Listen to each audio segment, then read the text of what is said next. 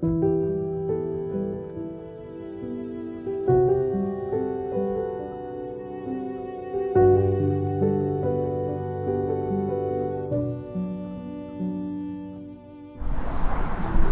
this bridge behind me is called the High Level Bridge in the city that I live in, and probably thousands of people pass over it every day without really thinking much of it.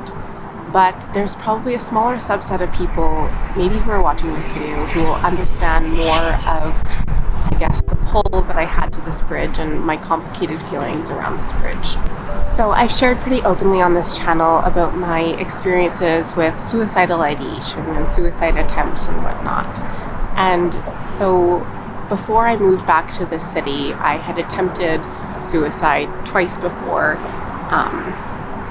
Overdose is what I did, and obviously it didn't work. I'm still here and grateful for that now. But when I moved back to the city, I was in a place where I was pretty upset that that didn't work. And I was still in a place where I felt a tremendous need and pull to end my life. And so when I moved to the city, I felt like, okay, I need to try something else. And what immediately drew me in was this bridge, because, it's called the High Level Bridge. It's very high, it's over a river, and a fall from it would be lethal.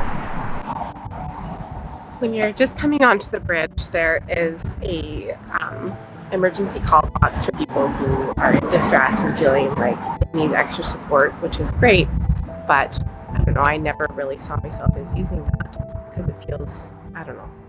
There's also little writings along the pavement when you're just coming onto the bridge with nice little words of encouragement, I suppose, which, I don't know, it actually kind of helps, and it reminds me that, hey, I'm not alone in this.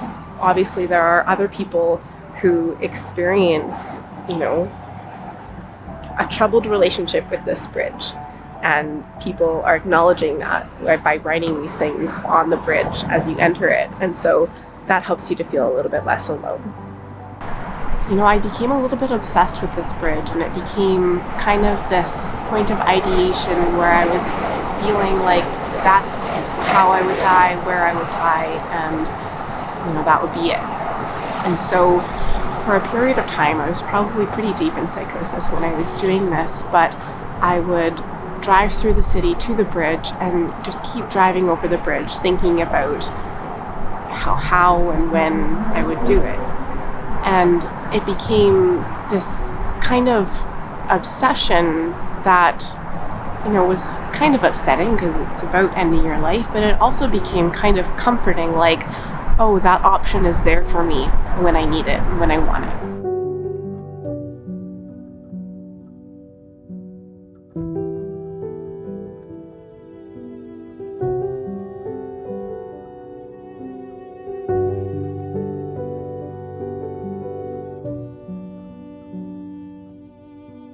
I would also come over to it and just walk across it and just, again, think about it, think about my life, think about the state that I was in terms of not wanting to be living anymore.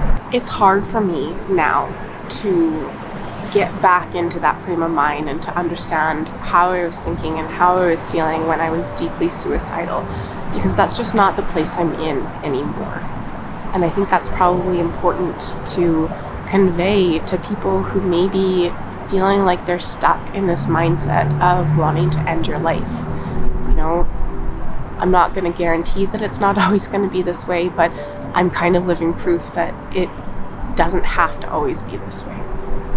When I was in the deepest throes of suicidal ideation and wanting to end my life, it felt like that was so clearly the only option, and that, there was no point to life, and that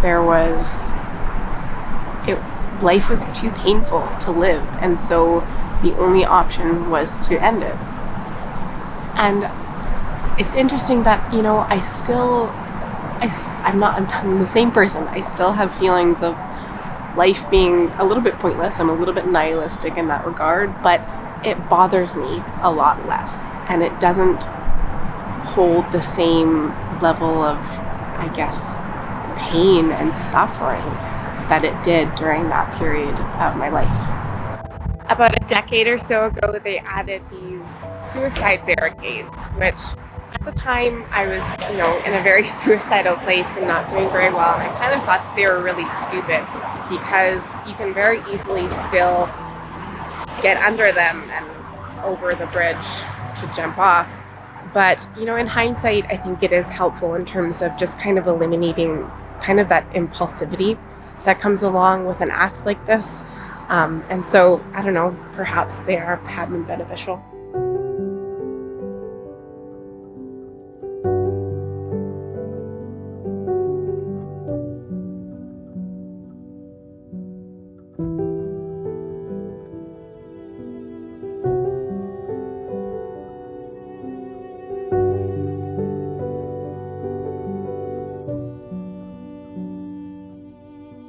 Before I had the chance to actually take action on jumping off the bridge, ending my life, I ended up being sent to the hospital by my psychiatrist, who got wind of my plans and got wind of the fact that I wasn't in a good state.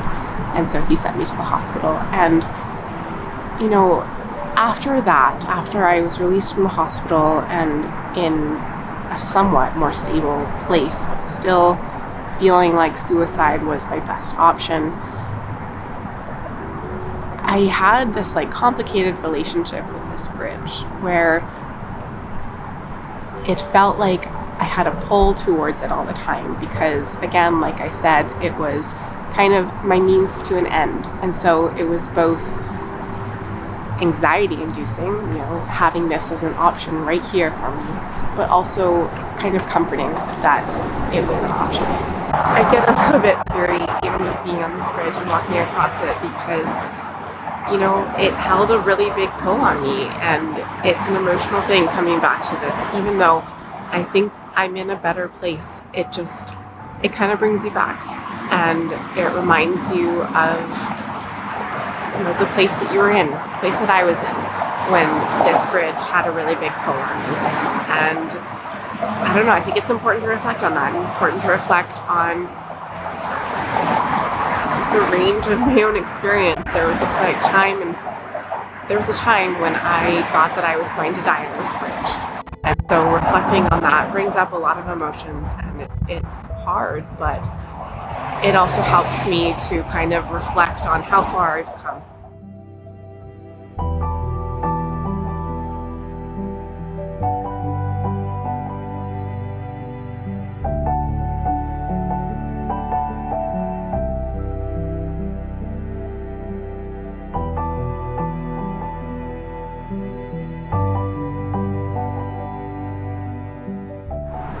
I don't know, I guess I just want to convey again that if you are in a place where you are feeling a pull to something like this bridge, a pull to an end to your life,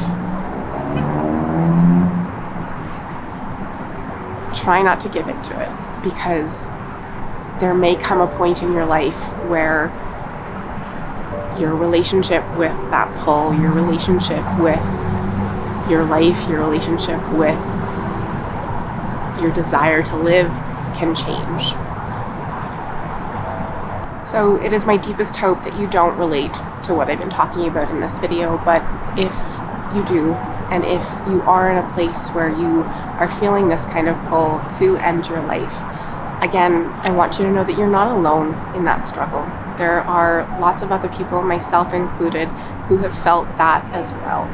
And, again, it doesn't always have to be that way. And so if you are finding yourself in a place where you are really strongly considering suicide and making plans around this and whatnot, please, please, please reach out for help.